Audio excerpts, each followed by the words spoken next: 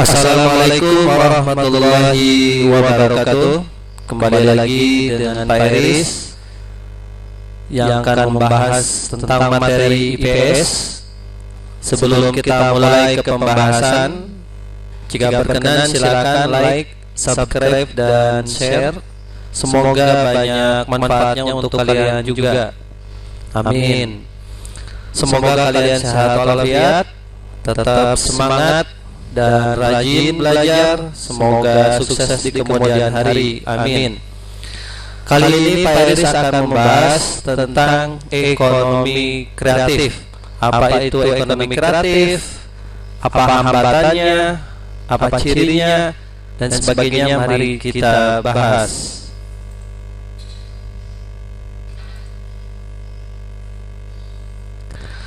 Ekonomi kreatif menurut Inpres atau Instruksi Presiden nomor 6 tahun 2009, kata kuncinya ya, mengintensifkan informasi dan kreativitas dengan mendepankan ide dan pengetahuan dari sumber daya manusia sebagai faktor produksi yang paling utama. Jadi kata kuncinya adalah kegiatan ekonomi mengintensifkan informasi dan kreativitas, itu kata kuncinya. Jadi segala informasi itu kita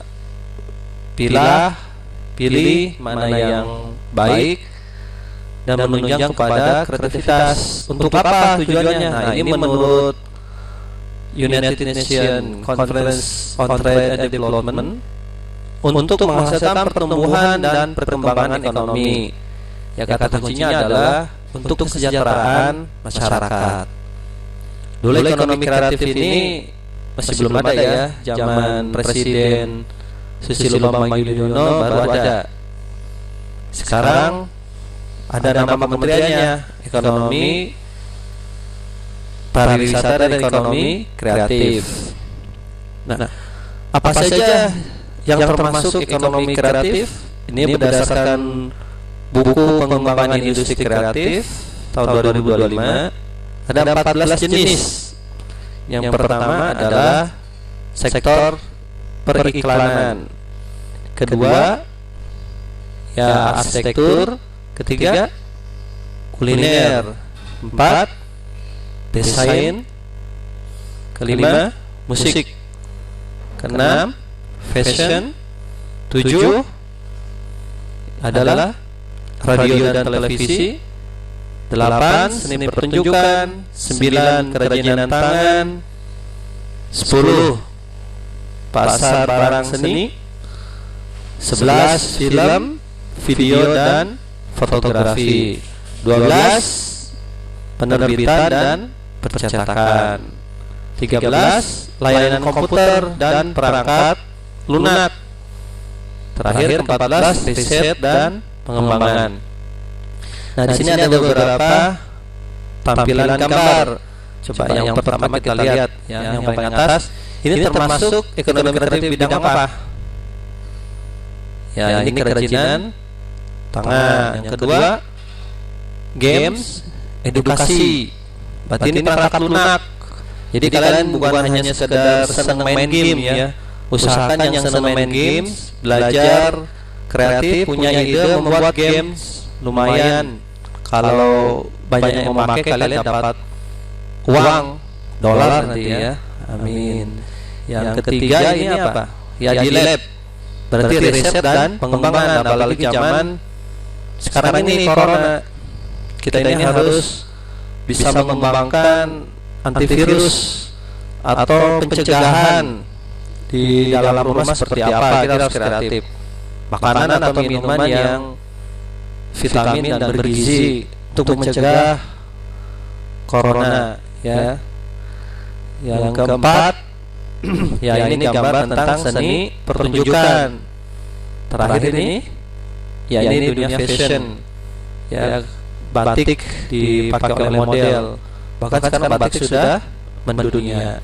Nah, ini gambar beberapa contoh ekonomi kreatif. Berikutnya, ciri ekonomi kreatif dan apa manfaatnya. ciri ekonomi kreatif pertama adalah mudah tergantikan. Kok bisa? Iya, karena sesuai dengan zaman kita ini harus inovasi juga. Selain kreatif kita harus berinovasi.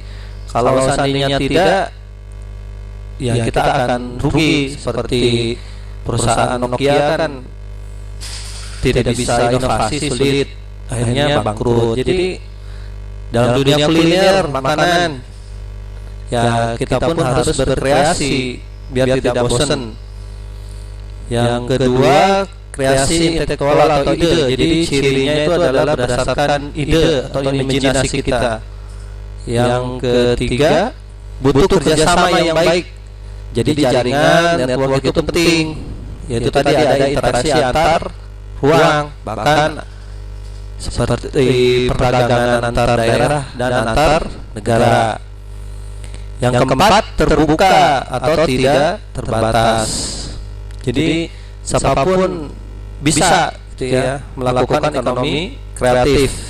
Terakhir, penyediaan produk langsung atau tidak langsung. Maksudnya apa? Online dan offline. Nah, ini salah satu contoh gambar yang membicarakan tentang kerjasama, ya. Nah, ini produk dari salah satu contoh produk jam tangan dari bahan pohon matwa, ya. Yang terakhir, ini adalah gambar tentang online marketing. Jadi kita memang dituntut untuk kreatif dan inovatif. Lalu apa manfaat ekonomi kreatif? Satu, membuka lapangan kerja baru. Nah, ini seperti sekarang ada jasa pengiriman online, ya. Bahkan yang nganggur pun di rumah menggunakan handphone online bisa jualan, ya. Tanpa harus ada barang milik kita atau disebut reseller. Kedua, menekan angka pengangguran. Ketiga, menciptakan masyarakat yang kreatif. Keempat, kompetisi dunia bisnis yang lebih sehat. Yang kelima, meningkatkan inovasi di berbagai sektor. Tadi sektornya ada 14, ya. Berikutnya, tadi kita banyak bahas kreativitas dan inovasi. Apa bedanya? Kalau kreatif, ini ada 7 perbedaan, ya. Yang pertama, kalau kreatif itu imajinasi, ide. Kalau inovasi itu rasional dan percobaan. Kreatif sifatnya individualis. Kalau inovasi pada umumnya kolektif, ya, kerjasama tadi. Yang ketiga, berhubungan dengan estetika atau bakat. Ya, kreatif itu bakat. Kalau inovasi lebih kepada penemuan atau penciptaan. Yang kelima, alat untuk inovasi. Jadi kalau ingin berinovasi kita harus kreatif dulu, ya. Nanti dari hasil kreatif itu baru bisa inovasi, ya. Inovasi menggunakan iptek. Yang kelima, ya, susah mengukurnya memang kreativitas itu. Yang ke inovasi, ya, mudah mengukurnya seperti hak paten, ya, atau yang terpublikasi. Kita bisa lihat hasil produknya juga.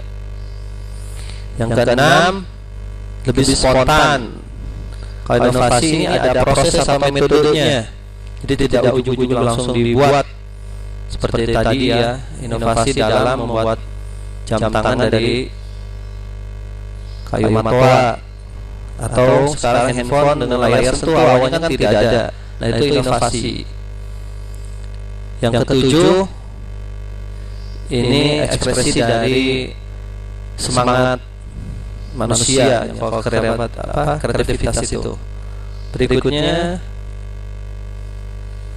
hambatan dan upaya meningkatkan ekonomi kreatif. Nah, ini menurut Mari LK Pangestu, ini Menteri periode Susilo Bambang Yudhoyono, ya, tahun 2011. Beliau mengatakan ada 5 kendala utama. Pertama adalah sulitnya akses bahan baku. Kedua, teknologi, yang ketiga permodalan, yang keempat perlindungan hak cipta, dan terakhir yang kelima adalah ketersediaan ruang publik. Nah, dari 5 kendala ini bagaimana cara meningkatkannya? Yang pertama, menyiapkan insentif berhubungan dengan dana dari pemerintah untuk pertumbuhan industri.